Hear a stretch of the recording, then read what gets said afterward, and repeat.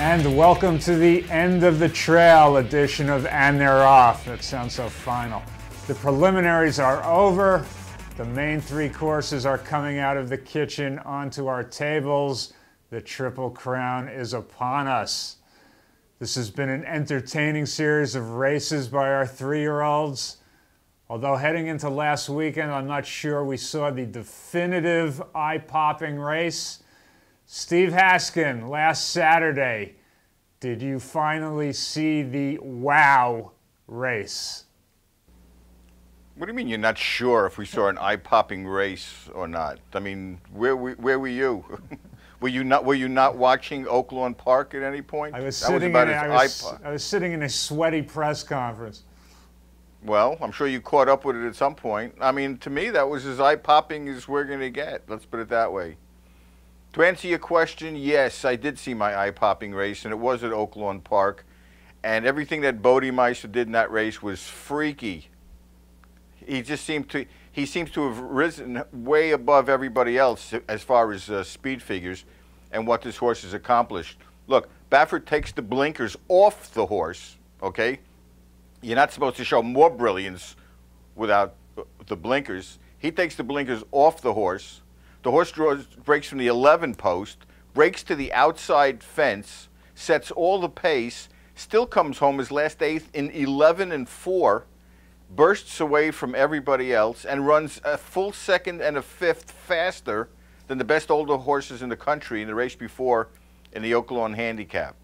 Now, granted, he was not beating the best of fields. Secret Circle is going to be one of the biggest long shots in the race. Saber Cat was coming off a poor effort and just getting good. And there really wasn't much in that race, but it was the way he did it. And if you look at his pedigree, he's bred to run all day. He's by Empire Maker.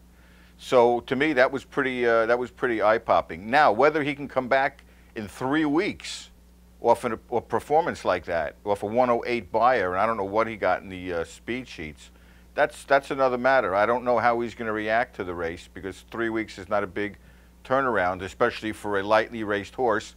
And dare I mention the name Apollo, 120 years, but I guess I just did mention it, even though some people are tired of hearing about it. But listen, the horse did not race as a 2-year-old, and he's got a lot of catching up to do as far as foundation. But he could be a freaky type. He could be a spend-a-buck type.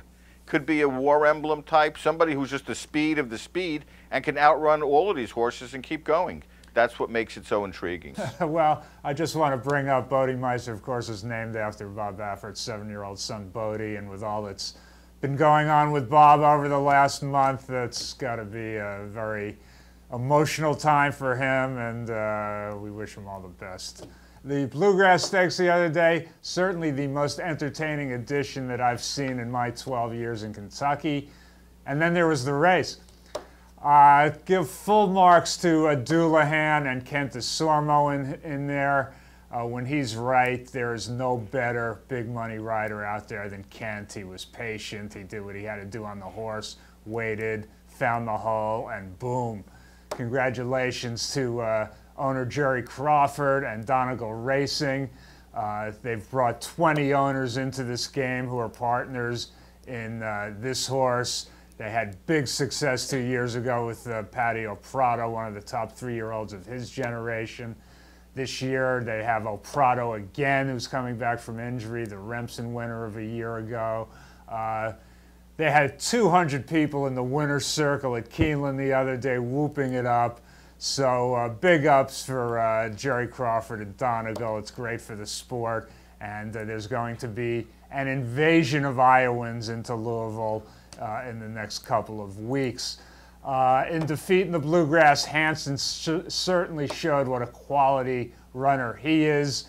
Unfortunately, that ability to rate, which was on display in the Gotham, looks like an aberration now, caused by a slow start and an outside post that day. I don't believe the Connections wanted him on the lead in the Bluegrass, certainly not running the kind of fractions he did early on.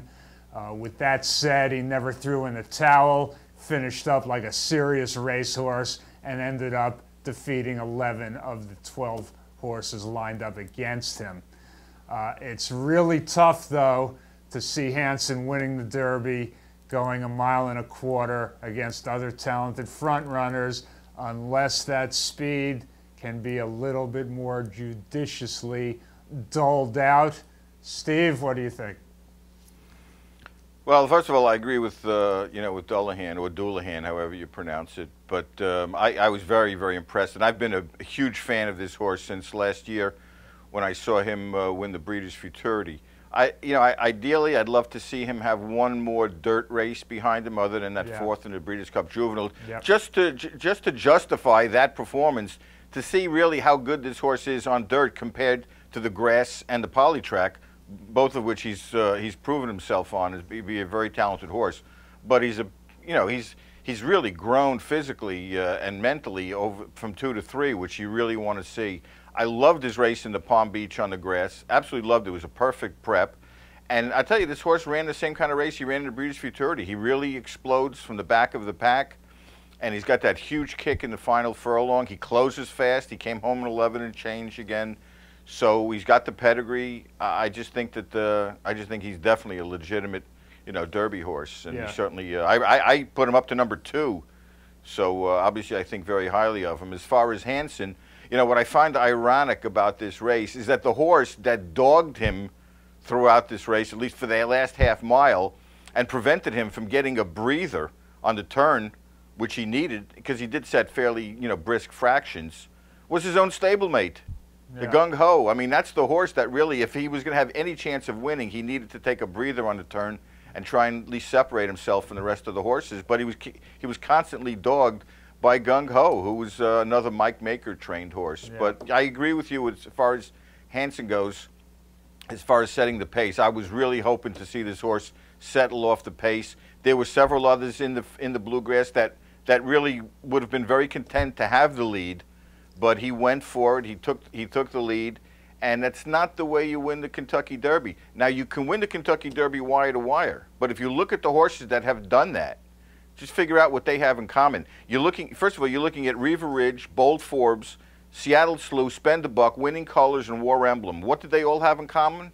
They all won their previous start and won by daylight. So if you're going to win the Kentucky Derby, you're going to have to be the speed of the speed, outrun everybody, and really dominate the Derby, at least in the first part of it, and try and run most of these horses into the ground. Steve, I don't envy you having to make out a Derby dozen list of these particular 3-year-olds, having to rank them, because it seems like there's very little separation to a whole lot of them. Can you remember a year, Steve, with this kind of depth and parity? No, actually, I cannot. And I've been doing this Derby dozen for quite a long time, and Derby Watch before that.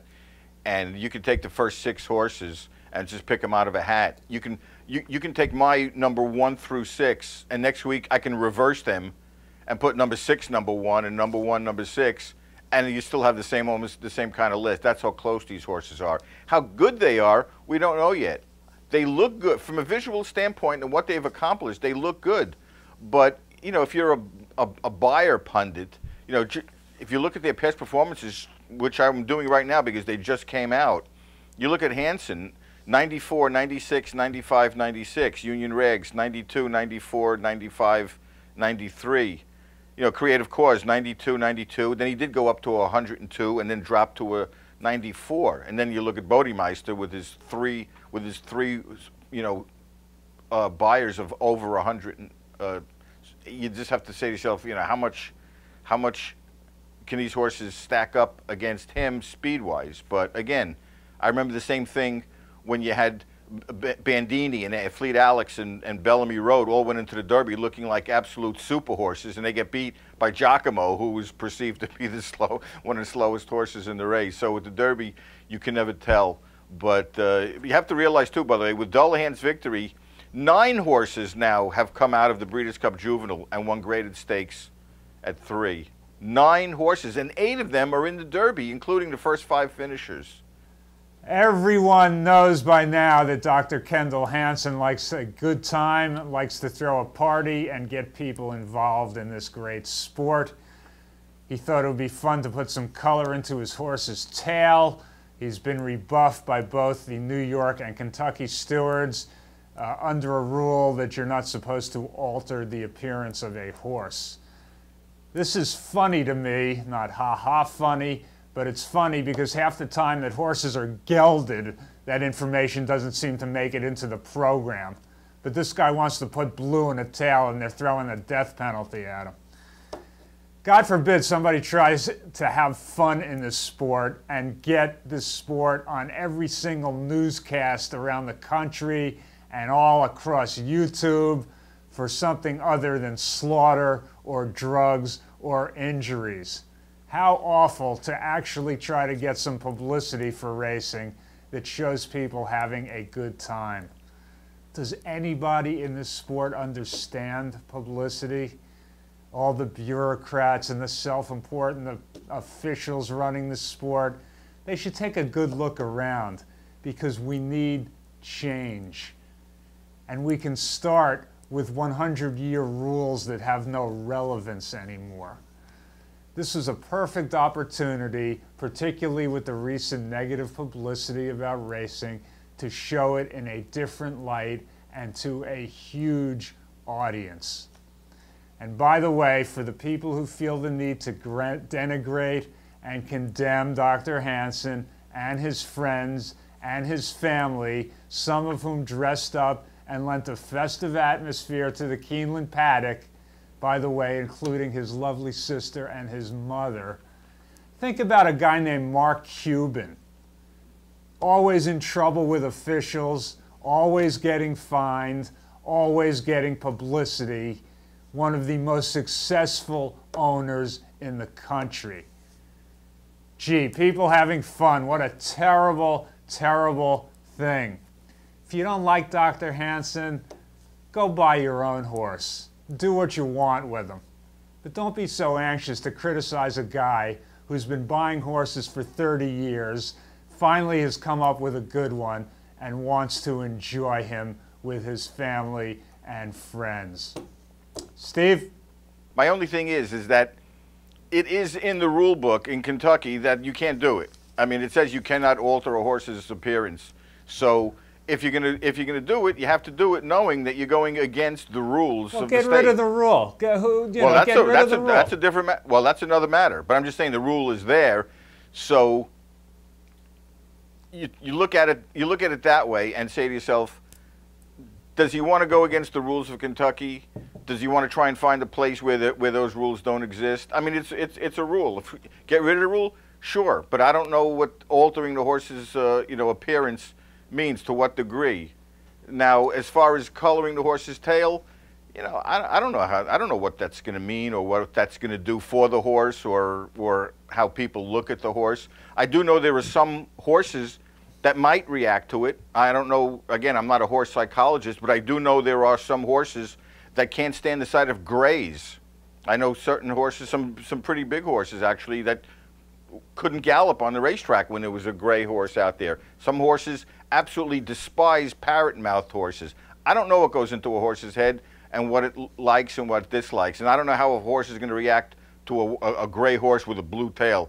I don't know, but that's immaterial. The bottom line is I agree with you that the guy wants to have fun, and if he wants to give out stuff in the paddock and have some nice-looking girls in there giving them out, I mean, that's fine. I mean, we need that. And having met Dr. Hansen on several occasions, he has only the best in mind. This is not just for his own ego. He just wants to have fun. He loves, and I emphasize the word loves, this horse. And I think he wants to show this horse off to everyone and have fun doing it. Yeah. Is he eccentric? Yeah. In certain ways he is eccentric, but he's a fun guy and he's a nice guy and he's trying to do something. He's devoting, he's putting away money for this horse for charities. So, all in all, I think he's really, really good for the sport. So let him have his fun. There's a reason why NBC is following him around. He's interesting, and that's what makes publicity, and that's what will actually get something for the sport other than slaughtering and injuries and the other crap that's normally talked about. But you know what? He's not. He's interesting, but not in a boisterous way. He's actually very low-keyed, and he's got a very interesting delivery and eloquence to him. But you know, it's not, he's not like some braggadocio who goes out there not and, at all. and no. So. No. Like some people I could name from a year ago. All right, for our viewers in the Louisville area and those who are going to be visiting for the Derby, we want you, yes, we want you to come to the taping of our Kentucky Derby show. We'll be performing that on Wednesday, May 2nd at high noon, adjacent to the Churchill Downs paddock. As a reward for watching Steve and Stable Boy and me clown around for 10 minutes, you have a very good chance to get a free hat, courtesy of Darby Dan Farm, and maybe even be entertained for those 10 minutes. So that is noon on Wednesday, May 2nd, at the paddock at Churchill Downs. Come on over, say hi, and we will see you there. That means we're gonna have to entertain people. No, it does not mean that, Steve. Well, you just said it. You just said be entertained for a little while. It's a come on. It's a come on. I'm trying to bring people in, and then they'll be sitting there watching us do our normal thing. Stable, unless Stable Boy, are you going to be entertaining anybody, giving gifts away, doing anything? I'm just going to give the viewers an amazing show. That's all I can do. And your prediction, of course. Of course. We want to thank our viewers. We want to thank our sponsor, Darby Dan Farm. We will be back on the air May 2nd with that Kentucky Derby Spectacular. Come on out, see us at the paddock at Churchill Downs at noon. We will see you then. Steve, we will see you soon. And bye-bye, everybody. Bye.